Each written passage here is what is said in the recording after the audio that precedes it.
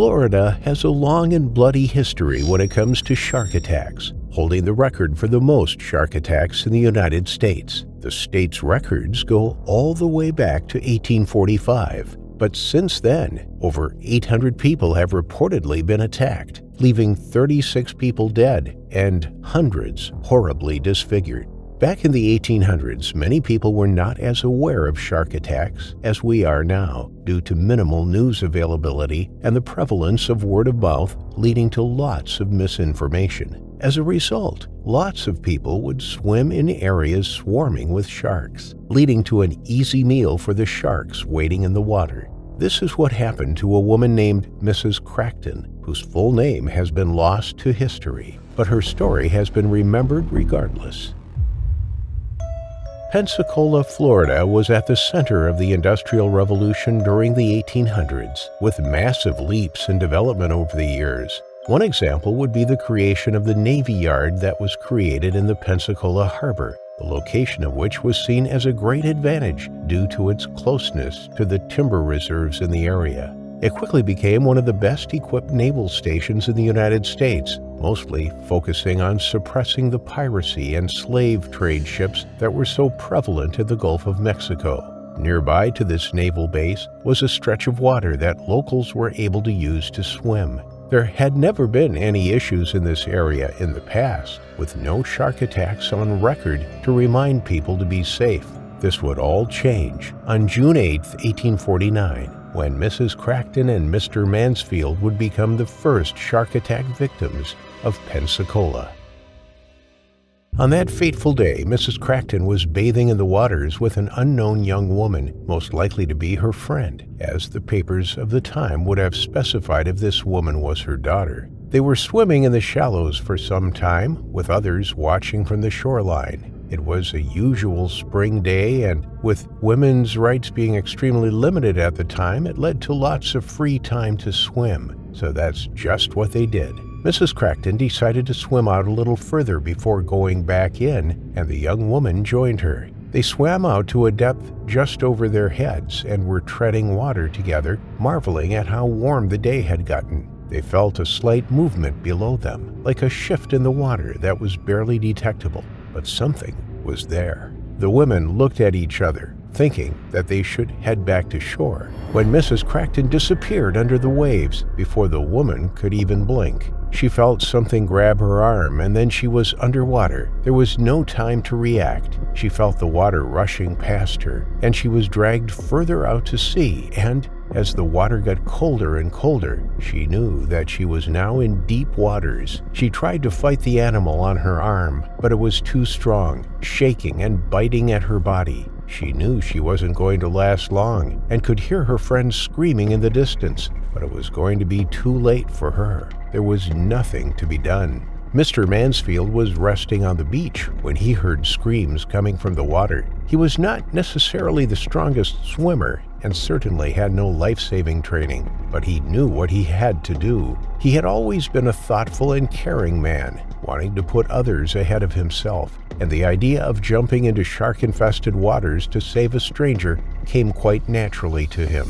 Looking out at the ocean, he could see one woman frantically trying to swim back to shore and another being tossed around further out to sea. The younger woman looked like she was struggling, and because she was closer to shore, Mr. Mansfield decided that she would be the one to reach first. He ran out into the waves and began swimming out to the young woman, hoping that he would be able to bring her back to shore and then go back for Mrs. Crackton, who quite obviously needed a lot more help.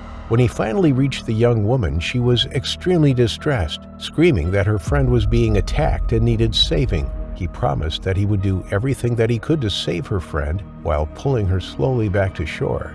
He was a strong man, and so carrying the woman didn't slow him down, and his determination to save both women spurred him forward. When he arrived back to shore, the screaming out to sea had stopped, and he feared that it was too late. Calling to others to tend to the young woman, he turned back to the sea to assess the situation. Other people on shore told him to give up, that Mrs. Crackton was dead, but he couldn't accept that. He believed she was still alive and that there was still hope he could save her. He ran back to the sea and dove in. Unfortunately, This would be the last time anyone would ever see Mr. Mansfield again.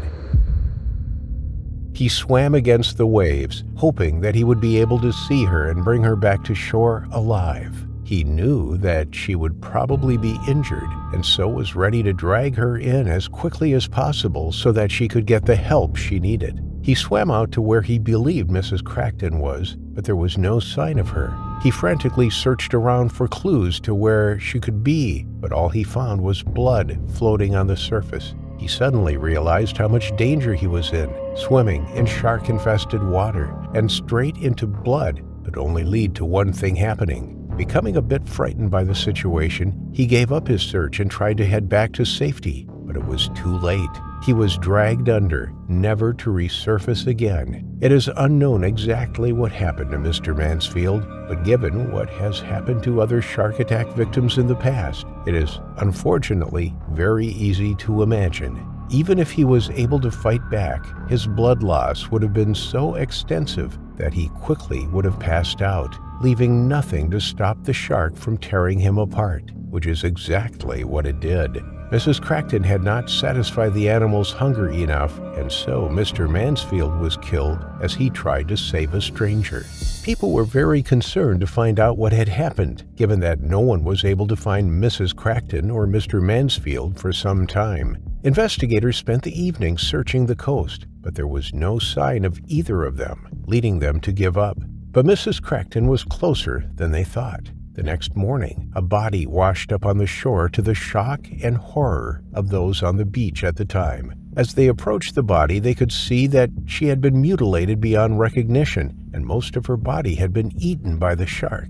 As they called for the authorities to retrieve the body, large swaths of clothing began to wash up nearby. They initially thought that it was just the clothing of Mrs. Crackton that had been ripped off her body during the attack, but it didn't match what she had been described wearing that day. They concluded that it must have been the leftover clothing from Mr. Mansfield.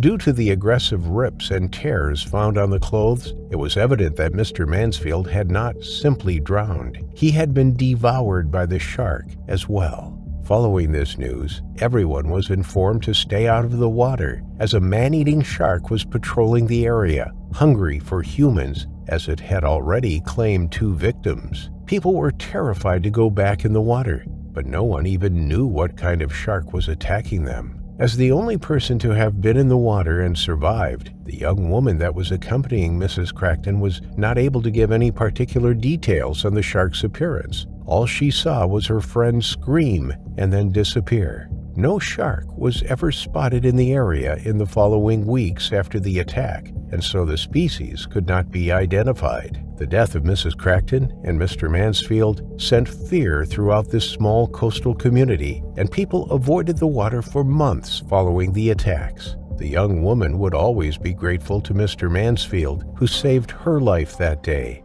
and he would be remembered as a hero, someone who would sacrifice their life in an attempt to save another person from meeting their terrifying final affliction.